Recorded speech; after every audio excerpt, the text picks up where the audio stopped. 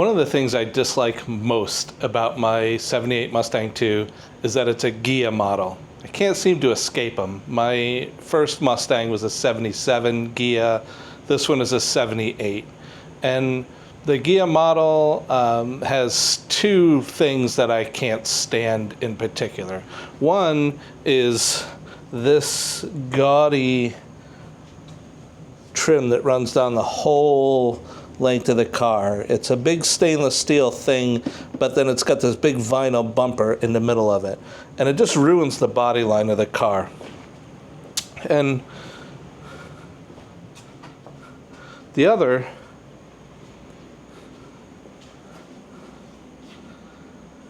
thing I hate is this little opera window and the 1/3 vinyl top. The vinyl top is good for one thing and one thing only: turning your roof into rust. I don't care if you think it looks good. If you want to put one in your car, go for it. But I have to warn you, if you're going to buy one of these cars and it's got the full, the half, or the 1/3 vinyl top, the roof underneath is rusted, whether you think it is or not. And I don't care what kind of shape the vinyl top is in, if it's got a vinyl top on it, there's rust. And so I want to remove the vinyl top. But one of the problems you face, in particular on the Ghia, is that little opera window. Now, the opening itself is actually quite large. And I've cut away some of the vinyl top here. And oh, by the way, you can see that rust that I was talking about. It's here. This is where I cut with the knife, and you can see that the protective material that they put under the vinyl top did nothing to protect the metal from corroding. Now, this vinyl top was, to the eye looked good. There were no real big tears in it. The foam padding underneath of it is in good shape, and it was glued to the roof very well. But it's all going to come off. The problem is these cars have a much bigger window opening, and you can see the outline here, than the 1/3 window fills. And that's because the coupes had a large window here. So all the coupe models, the base coupe models, had a large window here. And all the Ghias had the little mini opera window. And in order to make the opera window fit, they just put a plastic insert here. So this window is attached to a plastic insert. There's a rivet here, and there's a couple more. There's one behind there, and I think there's one down here somewhere. And so this is a plastic insert that takes up the opening. And I'm going to pull this trim off. This trim is only held in by one screw. There's one screw down here in the front that goes in from the front into the plastic in this lower corner. It's broken off, so I can just pull this off. The only other thing that holds it are tension tabs, and they're all sort of bent out of shape on this one. So just one screw in that forward corner, and it comes off. And there's actually a thick plastic piece here. So the plastic insert goes around the whole way around. There's one fastener that holds a spacer piece in here, but ultimately this whole thing mounts from the inside. And I'll go inside the car on the other side to show you what that looks like. Now, I want to remove the vinyl top, do the metal work, fix the rust, replace anything. I'm probably going to have to put a few patch panels in. It's probably going to get thin in a few places. And then, it'll obviously just get body finished like the rest of the car. But I got to do something about this. So what I did was I got a hold of some coupe windows. And I'm going to show you what you need in order to make the swap. So first and foremost, let me move a couple of these things. First and foremost, what you need is a coupe window. And I'll go over where I got this stuff in another video. I've got several other kind of hard to find bits and pieces that I'm working on, and I'll go over where I got those. But you can see bonded to the window frame, this is how it mounts to the car. There's a forward bracket here, and then it's got several other places around the perimeter where fasteners go through from the window frame onto the body from the inside of the car. And so it's got a weather seal that goes around the perimeter, which is in very bad shape, so I'll have to see what I can do about that. But I do have the window, and these are not easy to find. Now, on the outside of the car, this is the trim piece that goes with it, and then there's another piece that goes here on the forward side. So I actually think it's this one. Yeah, it's this one. So in order to put these on, when I remove the plastic insert, there's a steel post behind here. This trim piece comes off as well, and this piece attaches to the steel post with a few fasteners on the front side and goes in place. Now it meets up with this trim piece here, actually just below or behind. So this will have to go over top of this. That's how it does in the car. Now this piece here will go in place. Obviously it won't fit in place properly right now because the plastic insert and the opera window are still here. But notice that it ends back here. And so I'm gonna have to make up the difference from about here to here with a piece of trim like this. And I could have gotten the original one. So the car that those coupe windows came off of did have the trim. It's one piece that goes all the way to the front post. And on the Ghias, it's cut off here, and on the coupes, it comes back to here.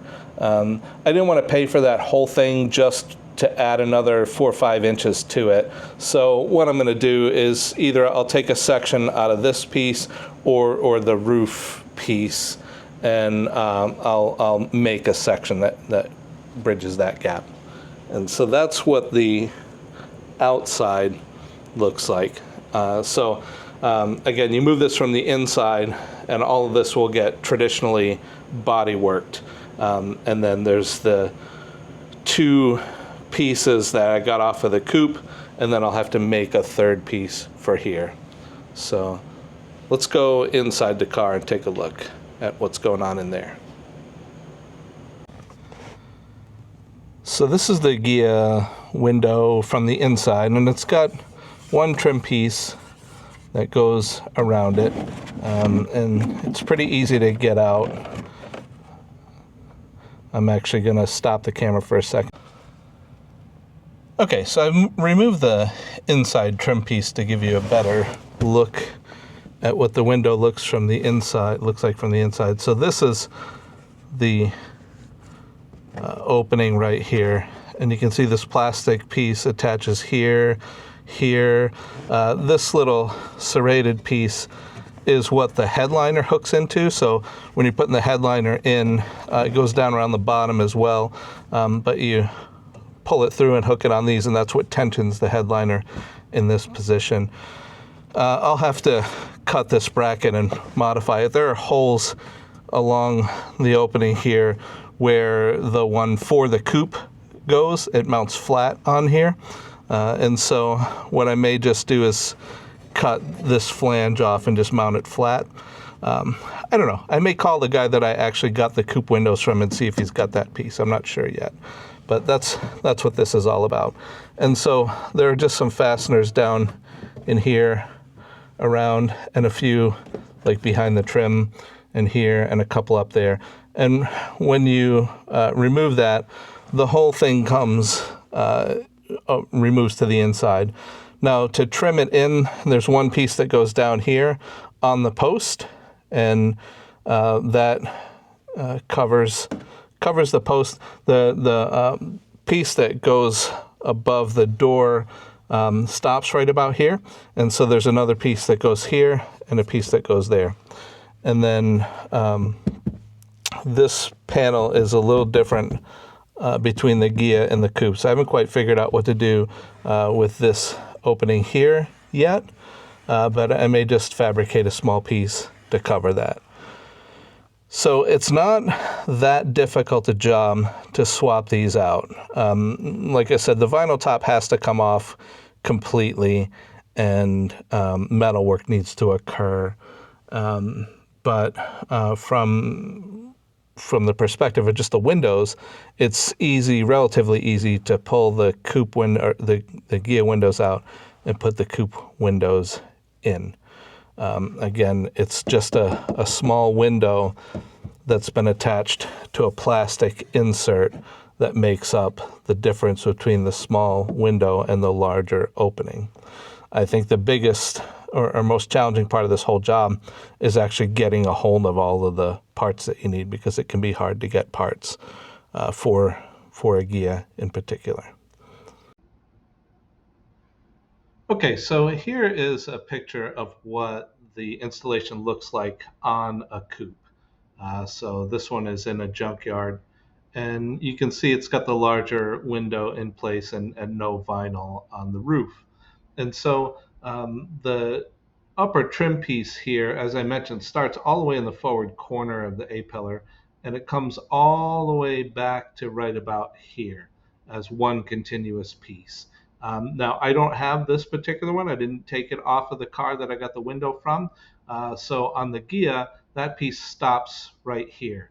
And so I've got a gap that I've got to make up from here to here. I haven't quite figured out how I'm going to do that yet. I may actually go back to the guy I got my coupe windows from and see if I can get these trim pieces from him. In retrospect, it was kind of dumb of me not to, but I'll see what I can figure out. But I do have this C piece here, and I do have this piece here that covers the post. Now, on the Ghia, the plastic spacer moves the surface all the way out to this opening. You can see this opening is kind of thick, and the plastic insert fills this all the way up and makes it even with the body surface here. That way, as the foam padding and the vinyl top across the roof they stay consistent with this outer surface.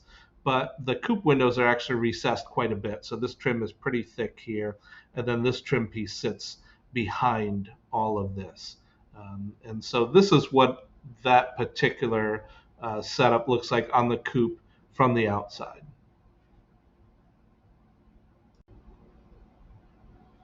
So this is a coupe from the inside, and here you can see the various trim pieces that cover the installation of the coupe window.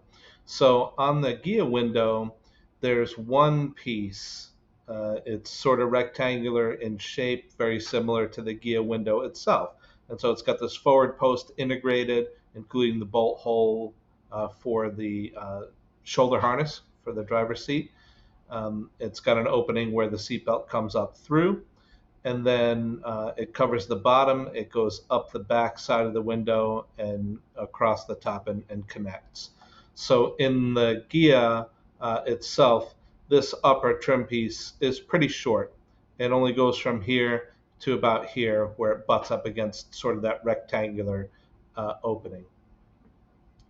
And so what I had to do in order to make the swap is to get this entire upper piece. So it goes from up here, and this is the piece that goes down along the inside of the A-pillar. It's the same on both cars.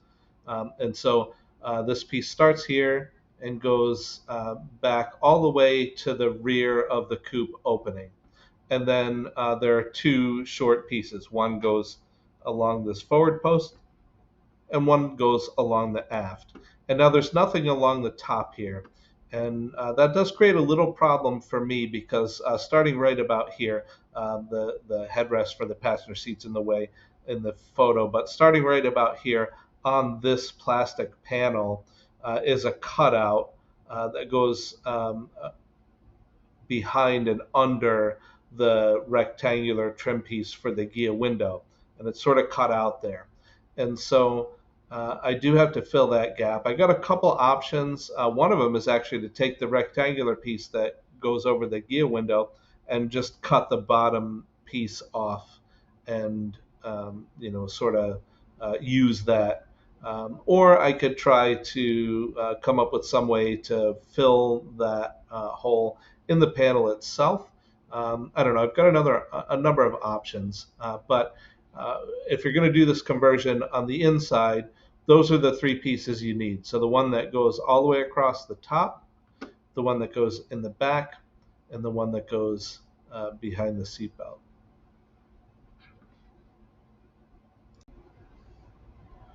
So here are all the pieces that I got laid out in my driveway, just so you can see what they all look like individually.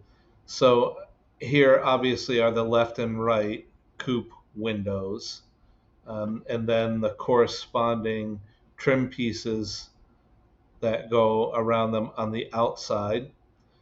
These two trim pieces go vertically and cover the post that sits at the forward edge of these two windows. And then the only other piece that you might want to consider for the outside is the long trim piece that goes from this corner on each of these trim pieces here, all the way across the roof rail, across the driver and passenger windows, and then down along the side of the windshield on either side. So again, the trim for the Ghia stops about 4 or 5 inches shy of there. So either you need to get that longer piece, or you need to figure out a way to fill the gap using some of the trim that you take off. Like there's a piece that goes here on the Ghia for the small window, and then a piece over the roof. So you have some of that same trim, so you can make your own if you want. I'm not sure how difficult that's going to be. So I'll look at that and then decide whether or not I need those other trim pieces. The rest of the stuff from the inside, these are the three pieces that you need for the inside. So these are the two that go all the way over the top. So from the front pillar here, all the way back to the aft top corner of the window. So here, this little sort of hockey stick angle here goes here and here, and this goes along the top. And this little notch is where this piece goes left and right. There's the hole cut out for the shoulder belt bolt. And then these are the two pieces that go along the aft edges on the inside. And so you have to figure out a way to either relocate the Ghia headliner hook piece or fabricate your own. But the headliner hook piece will go behind this, and that's what will tension the sides of the headliner. And then again, the only thing I have to do for mine is the Ghia has that rectangular trim piece on the inside, and it has an opening on the inner panel below the windows on either side, and I'll have to figure out how to do that. But these are all the pieces that you need to make that swap, with the exception of that one piece that goes along the drip rail all the way forward. So I'm not sure when I'm going to be able to get to actually making this conversion. This car's a long-term project for me, but I'm actually not sure how much longer I'll be in this particular garage. I'm looking at moving. Don't need to move, but I'm thinking about it. And so not sure what my next garage will look like.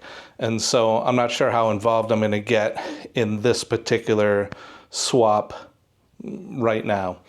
But as I go through it, like all of the other projects on the car, I'll give updates as I go and show you how I'm making it work, and any of the problems that I encounter while going through this process and how I solve them.